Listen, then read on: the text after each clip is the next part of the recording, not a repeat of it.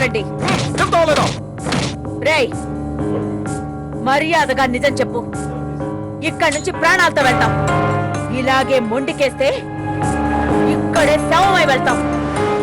Inspector, వీడికి మామూలుగా చెప్తే అర్థం కావడం లేదు. వీడి నోటి నుంచి నిజం కక్కించడానికి మీ దగ్గర ఎన్ని పద్ధతులున్నాయో అన్నీ వాడండి. ఎలాగైనా వాడితో నిజం కక్కించండి.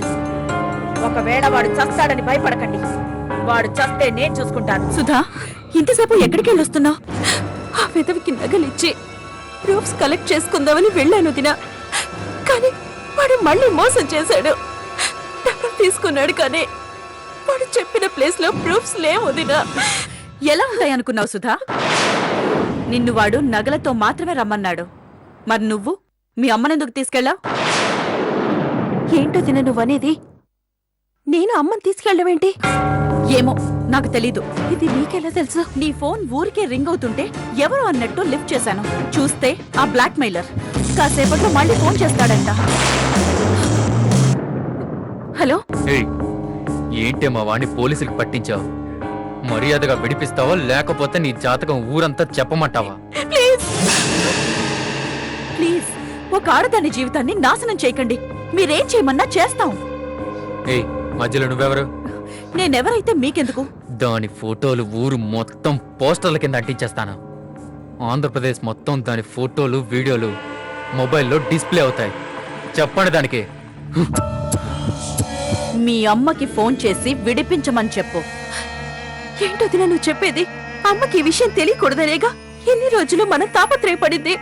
కావచ్చు, కానీ ఇప్పుడు పరిస్థితి వేరు సుధా. ఆలస్యం చేయకు. చెప్పు, నా కూతుర్ని ఎందుకు బ్లాక్ మెయిల్ చేస్తున్నావు? చెప్పు.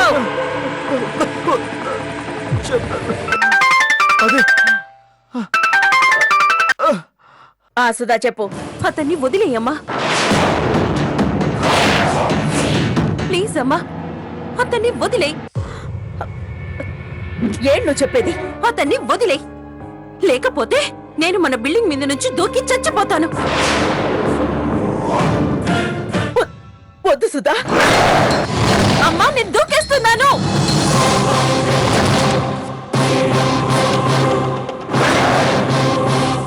ఆగు, వాడిని వదిలేయండి. అదేంటి మేడం, నిజం చెప్పేటానికి వదిలేయమంటారు?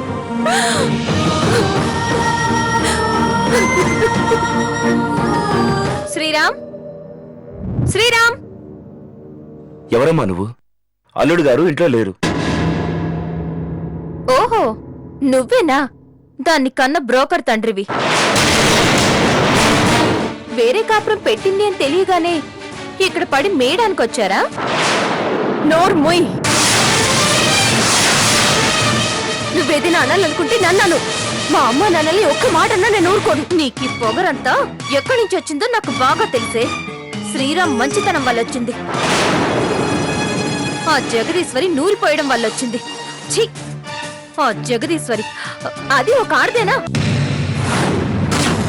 ఇంతకు దిగజారే బదులు దాన్ని ఏదైనా బ్రోకల్ కంపెనీ పెట్టుకోమనవే. ఏం కూసావే?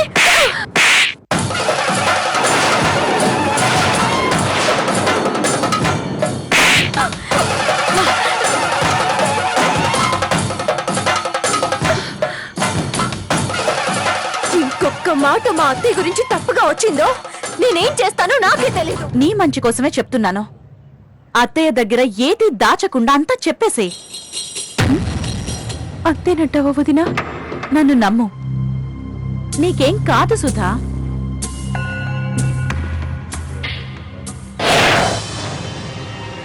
రేఖ, ఏంటి అలా చేసావు? ఈ పిచ్చిదాన్నైతే ఎలాగో భయపెట్టి మనం అనుకోవడం సాధించొచ్చు, కానీ ఆ జగదీశ్వరికి తెలిస్తే మనం ఏం చేయలేమే. ఇందాకే చూసావు కదా వాడిని ఎలా పట్టుకుందా. అమ్మా, ఇప్పుడు జగదీశ్వరికి విషయం తెలియడమే నాకు కావాల్సింది. సుధని పట్టుకుంటే మనకేం వస్తుందమ్మా? పొగరుతో ఉన్న ఆ జగదీశ్వరి జుట్టు మన చేతిలో ఉంటేనే కదా అసలు మజా. ఇప్పుడు చూడు, అత్తగారికి కొత్త పండుగే.